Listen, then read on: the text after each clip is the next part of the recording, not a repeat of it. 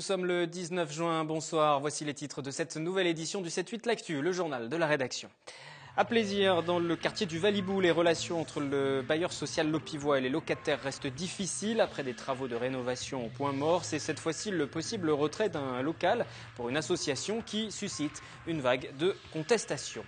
Le bac 2014 se poursuit. Nous irons une nouvelle fois voir comment Colline Reynaud, élève en terminale ES au lycée Hoche, vit cette période. Elle vient de passer aujourd'hui l'une de ses plus importantes matières en termes de coefficients. Et puis nous parlerons aussi ce soir de ces lycéens étrangers qui ne passent pas forcément le bac, mais qui viennent étudier une année en France.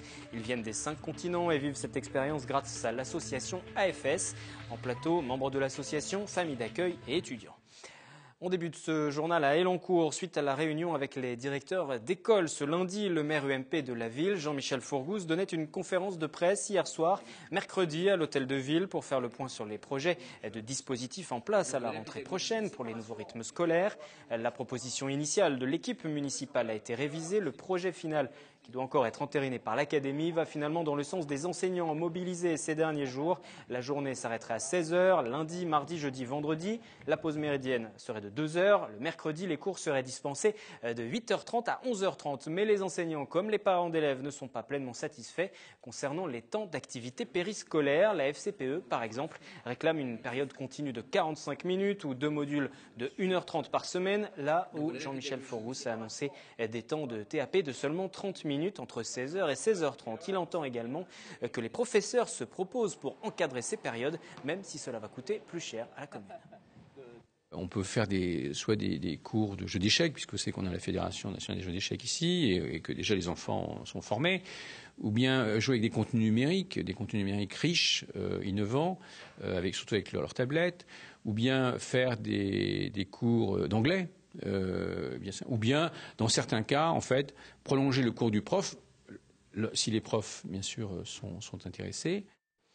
Cette application des nouveaux rythmes scolaires coûterait à la ville environ 500 000 €. Selon le maire, pour absorber cette nouvelle dépense, la commune pourrait créer un nouvel impôt. De leur côté, les enseignants et les parents d'élèves manifestent ce jeudi soir, devant l'hôtel de ville pour obtenir des ajustements. Vous les entendrez demain dans une nouvelle édition du 7-8 L'Actu.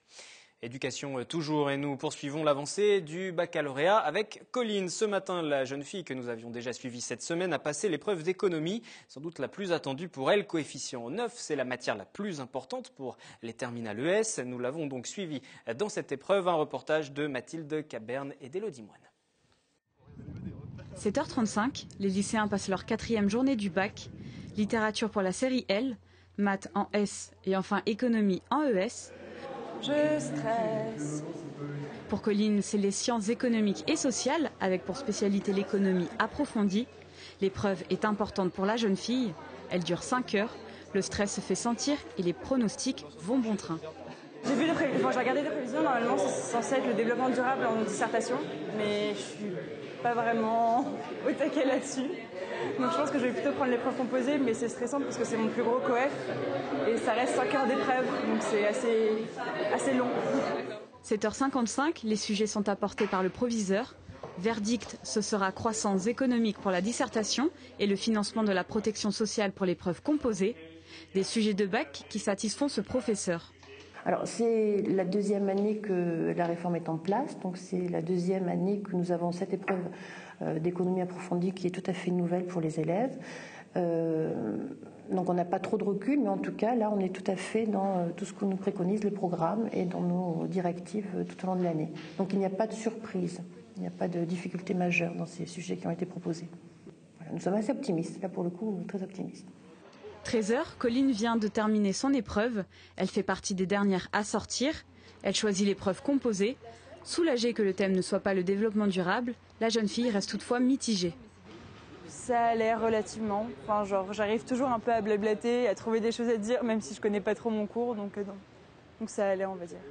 Comme déjà, je suis pas très méthodo, c'est-à-dire que j'ai du mal à m'organiser dans mes plans, dans mes idées et tout. Ce qui fait que la dissert, pour moi, c'est plus compliqué, alors que l'épreuve composée, justement, comme c'est plein de petits exercices, on peut grappiller des points un peu partout. Donc, en épreuve composée, c'est un peu compliqué d'avoir une note extraordinaire, parce qu'on a toujours des petits demi-points qui partent. Mais on peut facilement avoir la moyenne, normalement. Sa plus grosse épreuve est passée. Elle doit encore se concentrer sur les maths et le russe, sa langue vivante 2. Colline termine sa période d'examen lundi et va enfin pouvoir profiter du beau temps en attendant les résultats le 4 juillet. Et nous serons bien sûr à ses côtés le 4 juillet pour découvrir ses résultats. Nous faisons une pause dans ce résumé de l'actualité du jour pour parler d'AFS Vivre sans frontières, association qui œuvre au rapprochement des cultures à travers l'organisation de programmes d'échanges internationaux pour la jeunesse. Bonsoir Marie-Hélène Noël. Bonsoir. Vous êtes responsable de l'association dans les Yvelines. Bonsoir à Patrick Bain. Bonsoir. Vous êtes famille d'accueil à Villepreux. Et bonsoir à Pablo, étudiant argentin hébergé justement chez Patrick Bain. Merci à tous les trois d'être venus ce soir pour présenter rapidement AFS. On peut dire que ça permet aux jeunes de vivre véritablement en immersion dans les familles. Ça marche dans une cinquantaine de pays. Comment ça fonctionne? En fait, les jeunes sont accueillis bénévolement par des familles et ils ont l'obligation d'aller au lycée. Et donc, ils vivent vraiment la vie d'un lycéen français. Et donc, ils apprennent en fait la langue parce que certains arrivent en France sans parler un petit mot de français. Donc, ils apprennent la langue, ils apprennent la culture et ils apprennent surtout la culture familiale, c'est-à-dire comment on fait à manger, comment on éduque ses enfants, comment on fait son lit, dans la famille où ils seront. Donc, c'est deux micro-cultures qui se rencontrent en fait, la française et l'argentine pour ici à Villepreux. Avec l'exemple de Pablo, on va entendre vos témoignages dans un instant. Cette initiative est assez ancienne, ça remonte. Oui, ça remonte à la guerre de 14. Oui, en fait, c'est c'est la première guerre mondiale, 14-18, avec les ambulanciers qui sont venus. En fait, le grand départ, c'est donc si on se connaît très très bien, on n'a pas envie de se faire la guerre. Bon, il a quand même fallu avoir la 40-45 derrière pour bien mettre ça en route. Et donc, depuis lors, on a des échanges, donc chaque année, plusieurs types d'échanges. Il y a les échanges 3 mois, 5 mois et puis 10 mois, ce qu'on appelle l'année scolaire. Donc, on peut accueillir à partir de septembre et on peut également envoyer. Donc, les Français partent à l'étranger et les familles françaises reçoivent les jeunes étrangers qui arriveront le 7 septembre cette année. Et il faut des familles pour accueillir ces étudiants. On va en parler ça aussi dans un instant. Alors, ces séjours en immersion longue durée destinés aux jeunes, Pablo en bénéficie cette année. Argentin, vous avez 18 ans tout juste, arrivé en septembre, c'est ça? Dans la famille de Patrick Bain. Comment se passe ce séjour? Alors, franchement, avant que j'étais arrivé, je ne parlais pas du tout français. Du coup, je me suis dit, waouh. Vous avez appris entre septembre et là? Exactement. Je me suis dit, waouh, ça va être un petit défi. Et voilà, que j'étais arrivé, je parlais plutôt anglais. Et après, je me suis dit, OK, il faut que je commence à parler français. Et chaque jour, j'essayais d'apprendre 5 mots. Et comme ça, je révisais tous les soirs les 5 mots. Et au bout d'un moment, je me débrouillais, je parlais pas trop bien français. En fait, je parlais tellement mal français qu'à mon avis, je parlais super bien. et voilà, après, je parlais que français. Mais maintenant, je fais des fautes, mais bon, au moins, je comprends. Et ce que vous avez découvert de la vie en France, dans une famille française, ça correspond à ce que vous attendiez? Franchement, je ne savais pas du tout comment ça allait passer. Je ne pouvais pas me dire, OK, ça va se passer comme ça. En fait, avant que j'étais arrivé, je ne savais même pas que l'Île-de-France, c'était Paris, Versailles, tout ça. Du coup, je me suis dit, OK, je ne vais pas chercher, je vais me laisser étonner un petit peu. Et voilà, quand j'étais arrivé, ma famille d'accueil m'a dit, OK, il y en avait juste à côté de Versailles. Oui. Oui, OK, super. Et vous avez pu découvrir tout ça vraiment en immersion avec la famille. Pourquoi vous avez fait ce choix? Comment vous avez connu le réseau AFS? Comment ça s'est mis en place depuis l'Argentine? Alors, ça fait longtemps que je connais AFS, ça fait 4 ans, parce qu'il y avait une copine à moi qui était partie dans les États-Unis. Et dès qu'il était arrivé, il avait complètement changé. Il était vraiment différent. Et ça s'y voyait, il avait changé, franchement. Même la façon de penser qu'il avait. Et du coup, je me suis dit, OK, il faut que je fasse ça. Vous avez le sentiment d'avoir changé justement depuis septembre? Oui, ouais. Trop. Beaucoup trop changé. Oui. Qu'est-ce que vous lui avez fait à Pablo, Patrick Bain, pour qu'il change à ce point-là? Comment ça s'est passé avec lui à son arrivée? D'abord, ce n'est pas le premier qu'on accueille, c'est le 3e, puisqu'on a accueilli un jeune, c'était un jeune de Paraguay, Julio. Après, on a accueilli une jeune américaine qui venait de Spokane, dans le nord des États-Unis. Et puis, l'an dernier, on a fait un conseil de famille, puisqu'en fait, l'accueil d'un enfant à EFS pendant 10 mois, c'est une affaire de famille. Il faut que le projet soit porté par toute la famille, non pas seulement par les parents, mais également par les enfants, puisque le concept, c'est que les enfants deviennent les frères et sœurs de Pablo. Donc, effectivement, lorsqu'on a accueilli Pablo au mois de septembre, il ne parlait pas un mot de français. Alors, ce qui m'a séduit chez lui dès le départ, c'est qu'il voulait à tout prix apprendre. Il avait toujours son petit ordinateur. Il notait, comme il a dit tout à l'heure, les mots qu'il voulait apprendre. Et tous les soirs, il apprenait les mots. Et c'est vrai que tous les jours, on apprenait des mots, des mots, des mots. Puis petit à petit, ça s'est mis en route. C'est vrai qu'il a changé. D'abord, il a grandi. Il a aussi grossi. Il a pris 8 kilos. Parce que la culture française, apparemment, est très riche. Et puis, il porte beaucoup de joie de vivre. Il est extrêmement bien intégré dans son lycée. Donc c'est un enrichissement pour l'étudiant, mais c'est aussi un enrichissement pour la famille. Tout à fait. C'est aussi pour ça que vous le faites, pour découvrir aussi à travers sa venue une autre culture, faire vivre autre chose à votre famille. Exactement. Ouais.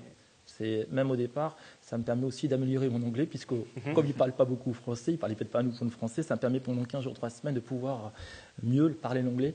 Bon, après, j'oublie, mais lui, il a progressé en français. C'est ça l'essentiel, c'est que lui puisse apprendre notre culture, notre langue. Et je dois dire que c'était un véritable succès, Pablo, puisque même au lycée Sona Delaunay, où il est accueilli par le lycée de Villepreux, il est considéré comme un élément essentiel au niveau de sa première L. D'ailleurs, c'est le meilleur élément de la classe. En français, il a eu 17 de moyenne générale quand même au 3e trimestre. Ça se passe toujours aussi bien parce qu'on entend un témoignage idyllique. Vous nous avez fait venir sur le plateau. Non, en fait, ça se passe pas toujours aussi bien, mais quand ça se passe bien, c'est vrai que c'est idyllique et c'est pour longtemps. C'est-à-dire que c'est une forme de connaissance et de partage qu'on peut pas oublier. Moi, ça m'a transformée. Je suis partie il y a 34 ans. Ma famille américaine, c'est chez moi pour l'instant. Donc voilà, on n'a pas coupé les liens et voilà. Donc ça peut se passer un peu moins richement, mais de toute façon, ça apporte toujours quelque chose parce que le fait de rencontrer quelqu'un d'autre, de rencontrer une autre culture, ça nous permet de nous poser des questions par rapport à notre culture. Le fait de faire venir en fait l'étranger chez nous, ça nous demande une certaine ouverture. Et au début, elle n'est pas toujours facile. Je peux dire que de temps en temps, il faut mettre les points sur les i, il faut mettre des barrières, des limites. Ce sont quand même des ados. Donc, ce qu'ils ont connu chez eux n'est pas toujours applicable à notre vie parisienne pour l'Île-de-France, par exemple. Donc, c'est important Mais on essaye d'encadrer les familles au mieux. Donc chaque jeune a un bénévole qui lui est attribué. Les familles ont toujours donc un bénévole attribué également pour pouvoir faire des tables rondes pour que les gens puissent s'exprimer. Pablo, c'est vrai, il parle super bien, il dit plein de mots, même d'argot que d'autres ne disent pas. Il y a des nationalités qui ont plus dur à apprendre, tout ce qui est japonais, indonésien, thaïlandais, voilà, la langue pour eux. Mais tout ce qui est européen et pays d'Amérique latine, ça va très très vite. Et donc là, c'est un plaisir partagé parce qu'alors du coup, le partage se fait plus vite également, en fait. Et donc, c'est vraiment tout bénéfice, quoi. On va juste faire une parenthèse avant de reprendre la discussion autour de cette table avec notre question du jour, notre micro-trottoir. Aujourd'hui, nous sommes allés vous demander si vous aviez déjà fait des études à l'étranger. Est-ce que vous aviez tiré de cette expérience? On vous écoute. J'ai étudié en effet à l'étranger en Angleterre, à Leicester, donc c'est dans le centre de l'Angleterre. Et c'était une expérience très constructive, c'était très intéressant d'être confronté à une autre culture. Alors je n'ai jamais étudié à l'étranger parce que tout simplement je n'ai pas eu la chance de le faire, mais malheureusement si je pouvais j'irais plutôt étudier en Angleterre. C'est une forte expérience parce que j'ai rencontré des personnes d'autres horizons, d'autres cultures et je pense que ça m'a enrichi dans plein de plans. Autant professionnel parce que la langue c'est important de nos jours que pour mes études. Malheureusement non, je ne suis pas encore parti à l'étranger pour étudier, non. Donc j'ai pas eu encore en soi d'expérience en tant que telle. Mais j'espère pendant mes études pouvoir avoir l'occasion d'y aller. L'expérience à l'étranger, c'est super parce qu'on peut connaître des amis dans tout le monde et en plus on peut étudier une autre langue, c'est super cool pour notre développement culturel. Les étudiants qui sont contents de venir en France et les étudiants français qui sont contents de partir à l'étranger. Pour revenir au dispositif AFS que vous représentez ce soir, comment ça se passe pour les familles? Elles sont rémunérées? Vous êtes rémunérés pour accueillir les enfants? Nous sommes bénévoles, comme Marie-Hélène. C'est-à-dire que c'est un choix de vie d'accueillir un enfant venant de l'étranger. C'est la 3e fois, sûrement la 4e fois. Au mois d'août, on est en train justement de déterminer un plan d'action avec toute la famille Bain. Non, on est bénévole. C'est une boue supplémentaire, mais peu importe. L'enrichissement culturel est suffisant. Voilà. En fait, c'est surtout c'est un enrichissement pour tous les membres de la famille, et notamment pour nos enfants, parce que ça leur permet d'avoir un autre frère et sœur. Ils sont 3, et la 4e, parce qu'ils considèrent Pablo comme leur frère, et inversement. Il y a vraiment une relation forte entre eux. Donc vous allez les accueillir après? Oh, on a intérêt, on va les faire un tour. Ah ben voilà, donc finalement, il est là l'enrichissement. Vous allez pouvoir partir en vacances dans le monde entier bientôt. Ah, mais nous gardons contact avec nos enfants AFS que nous avons eus. On en a 3, non, Rolio, Lorraine, on est souvent en contact par Skype avec elle. Et puis logiquement, Lorraine, l'année prochaine, revient en France en 2015, puisqu'elle va faire des études en France. Et donc, on lui a proposé de l'accueillir pour faire ses études en France, puisqu'on la connaît, elle nous connaît. Et pour elle, ce sera beaucoup plus facile. Et pour vous, Pablo, vous avez déjà envie de repartir dans une autre famille aussi, de continuer l'expérience ailleurs aussi? Si j'aurais les cheveux, non. Je ne changerai pas ma famille d'accueil. Vous ne changerez rien? Ça a été un enrichissement pour vous? Ça ne va pas être trop dur de retourner aussi là-bas? Ça va être super dur parce que je me suis habitué à la France. Même la façon de marcher, pour moi, au début que j'étais arrivé, vous marchez super vite. Oui, surtout en Ile-de-France et sur Paris. Et maintenant, c'est moi qui marche super vite, que je suis avec mes amis. Ouais, ils m'ont dit, Pablo, tu peux marcher un petit peu plus doucement si tu veux. Ok, je vais essayer. Mais oui, ça va être dur. Ça va être difficile. Alors, en tout cas, il y a d'autres étudiants qui s'apprêtent aussi à venir. Et là, on va être un peu plus sérieux parce qu'il manque des familles d'accueil pour ces étudiants. Nous manquons en fait d'une vingtaine de familles en Ile-de-France. Je voudrais compléter, nos familles sont entièrement bénévoles. Donc elles s'impliquent très très fort et c'est pour ça qu'on les soutient pour vraiment les aider à réussir cette expérience. D'un autre côté, nous offrons la carte imaginaire pour les enfants qui en ont besoin. Nous remboursons la carte imaginaire et la cantine pour les familles qui le veulent aussi. Donc il y a quand même une petite participation de l'association. Mais nous sommes vraiment en recherche de 20 familles. Alors tout le monde peut être famille d'accueil dans le sens où il ne faut pas nécessairement avoir des enfants de l'âge de l'accueilli. Des jeunes enfants, des jeunes retraités sans enfants, des familles recomposées, des familles à parents célibataires ou voilà. Donc en fait, on étudie. Vous remarquer qu'il faut tout de même que les familles comprennent que les jeunes qui viennent ne sont pas là ni pour garder les enfants, voilà. ni pour faire non, les jeunes, voilà. De ce côté-là, c'est vraiment des jeunes qui doivent, ils ont l'obligation de suivre une scolarité et c'est très important que les familles comprennent ça et suivent une scolarité et c'est aussi cette espèce de petit grain de culture. L'école, le lycée, qui n'est pas facile pour les gens qui arrivent. Le lycée français est quand même assez dur. Et c'est par ça qu'ils doivent passer aussi. Donc c'est compliqué. Donc il faut les soutenir aussi, les jeunes, dans cette expérience-là. Et quand ça se passe bien. Qui se sont affichés ou qui vont encore une nouvelle fois s'afficher pour que chacun puisse rentrer en contact avec l'association si vous souhaitez accueillir ces jeunes. Et vous l'avez entendu à travers les témoignages de ce soir, l'enrichissement est des deux côtés, aussi bien pour les familles que pour les jeunes qui viennent. Merci à tous les trois et bonne continuation dans cette aventure. À vous. Nous reprenons le cours de l'actualité de ce 19 juin. Ils sont 4 jeunes de seconde générale inscrits au lycée Hoche à Versailles. Ils viennent de décrocher une place en finale pour le prix international junior de l'eau, le Stockholm Junior Water Prize. Ils s'apprêtent à représenter la France avec un projet de station d'épuration communicante et pédagogique. Les explications. Pierre-André, François, Paulvin et Soeb, 4 géos trouvent tout en herbe, inscrits au lycée Hoche à Versailles. Ils présentent leur maquette de station d'épuration, un projet développé cette année avec l'un de leurs enseignants et qui vient d'être primé par le jury français du Stockholm Water Prize, un prix portant sur les enjeux de la protection, de l'utilisation et du partage de l'eau. Point fort de leur travail, il est à la fois pédagogique, il sera utilisé dans des classes de primaire, mais cette station d'épuration se veut aussi communicante. Elle est contrôlable depuis un site internet et donc on peut la contrôler où qu'on soit. C'est-à-dire qu'on a un programme sur un serveur qui dirige la station selon les volontés de l'utilisateur. Le projet est très intéressant puisqu'il rejoint la thématique de l'eau. Il permet de travailler en pluridisciplinarité avec des enseignants de sciences de la vie et de la terre, des enseignants d'informatique, de biologie, de sciences de l'ingénieur et de mathématiques aussi. Donc c'est vrai que c'est l'intérêt de ces enseignements, de ce projet. C'est une ouverture à la fois entre les disciplines et aussi une ouverture sur l'extérieur. Le lycée Hoche qui espère bien briller sur la scène internationale, mais la dernière étape du prix, considéré comme le Nobel junior de l'eau, sera très disputée. En 10 participations, la France ne s'est jamais imposée face aux 30 autres finalistes. Néanmoins, ils arrivent avec un beau projet. Les enjeux de sensibilisation tels qu'ils les ont mis en avant dans leur projet peuvent séduire le jury. Leur niveau scientifique est bon. Ils ont fait des gros efforts pour vraiment investir et se consolider sur les aspects mathématiques, de sciences dures, de compréhension des sujets sur lesquels ils ont travaillé. Moi j'ai envie de dire qu'ils ont toute leur chance. Je leur souhaite en tout cas de remporter ce prix. La finale se déroulera début septembre dans la capitale suédoise.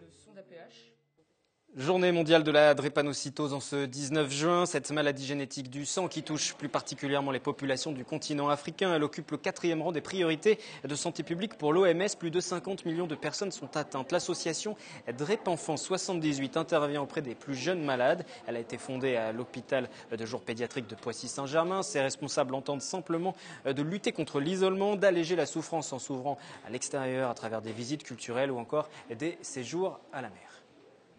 On a ressenti un besoin de proposer à ces enfants de faire des sorties culturelles, pédagogiques et de les sortir un peu du cadre de la maladie et les sortir de ce contexte un peu parfois très douloureux et lourd en conséquences dans la famille aussi. C'est une maladie qui est quand même globalement taboue parce que ça touche une population, pourtant méditerranéenne, mais surtout beaucoup Afrique. Et voilà, c'est une maladie qui a une connotation religieuse de mauvais œil, c'est tabou, on n'en parle pas, enfin voilà, c'est quelque chose qui est assez difficile.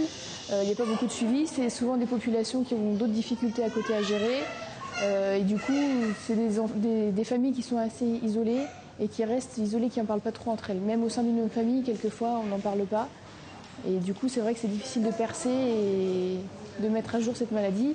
En plus, ça ne se voit pas forcément au quotidien, en dehors des crises. Propos recueillis par Jonathan Villeman aujourd'hui lors de cette mobilisation organisée par DrépEn France 78. Locataires et bailleurs sociaux toujours en froid à plaisir dans le quartier du Valibou. Après les retards dans les travaux de rénovation, c'est l'attribution d'un local pour une association qui est au cœur d'une nouvelle polémique. Claire Cambier, Jonathan Villeman. Au quartier du Valibou, les relations entre le bailleur social Lopivois et les habitants ne sont pas toujours faciles. Deux associations de locataires tentent de jouer le rôle d'intermédiaire. Parmi elles, Mieux Vivre au Valibou, rue Robespierre. Comme toute amicale de locataires, elle dispose d'un local gratuit. Si l'espace est réduit, il permet aux habitants de faire remonter leurs doléances et d'obtenir un soutien au quotidien. Mais depuis quelques jours, l'inquiétude règne. L'association a reçu un courrier leur signalant que la convention les liant à Lopivois est caduque depuis fin 2011. On peut y lire, à ce titre, le local ne doit plus être utilisé et doit être rendu à l'office. Le bailleur me demande de quitter le local. Je veux savoir pourquoi. Nous, les locataires, les 4800 locataires, on pose la question pourquoi. Contacté par notre rédaction, Lopivois a indiqué que des justificatifs prouvant que l'association était enregistrée en préfecture leur manquaient. Or, c'est ce statut qui délivre le droit à un local. Mais depuis l'envoi de leur courrier, des premiers éléments leur seraient parvenus. Le bailleur social estime donc que la solution devrait se résoudre rapidement et que Mieux Vivre au Valibou devrait pouvoir continuer à bénéficier de ce local. Les adhérents espèrent un dénouement rapide.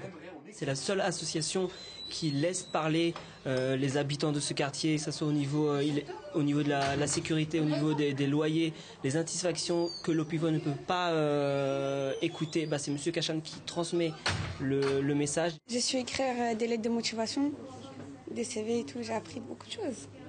Autre inquiétude des habitants, le retard dans la rénovation du deuxième secteur. Le bailleur social annonce un début des travaux en décembre 2014. Un dernier reportage pour terminer ce journal. Nous partons pour Thoiry. L'on connaît surtout les animaux de l'établissement, mais si l'on regarde de plus près, il y a également les jardins. Des jardins qui ont été conçus et qui sont aujourd'hui mis en valeur par la comtesse de la Panouse à travers un ouvrage qui va être publié dès ce dimanche. Moi, je vous retrouverai demain, vendredi, pour une nouvelle édition du 7-8 L'Actu. Le reportage tout de suite de Catherine Zulato. Si le comte de la Panouse a donné à Thoiry ses animaux, Annabelle, elle, lui a offert ses jardins. Dans cette roseraie, elle connaît chacun des 300 pieds qui y sont semés, des roses anciennes qui poussent en liberté.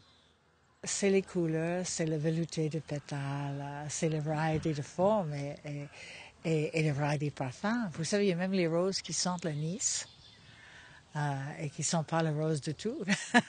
les notes d'orange, de tas de choses. Un peu plus loin, on découvre un labyrinthe planté il y a 20 ans.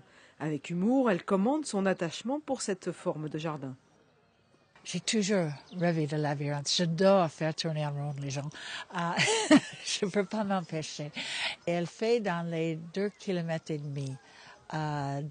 de chemin, de détours et méandres, tout ce qu'il faut pour bien vous perdre. Et vous, vous êtes déjà perdu? Oui, justement. Un large sourire sur le visage de la comtesse quand elle évoque ses jardins, des endroits très personnels qui sont sa vie, comme elle le dit, et qu'Annabelle de la Panouse raconte dans un ouvrage écrit en collaboration avec une auteure, 2 ans de travail en commun. C'est une biographie à travers le jardin.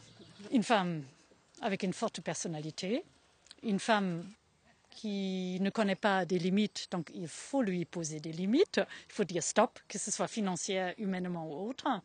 Une femme très attachante et généreuse, et l'exubérance. Et aussi cette approche tout à fait américaine pour moi, allemande quand même, ce qui reste américain, c'est je vois grand. Qu'est-ce qui vous plaît dans la fleur? C'est l'odeur, c'est la couleur, la forme? Les toits. Il faut que les toits me séduisent, oui, absolument.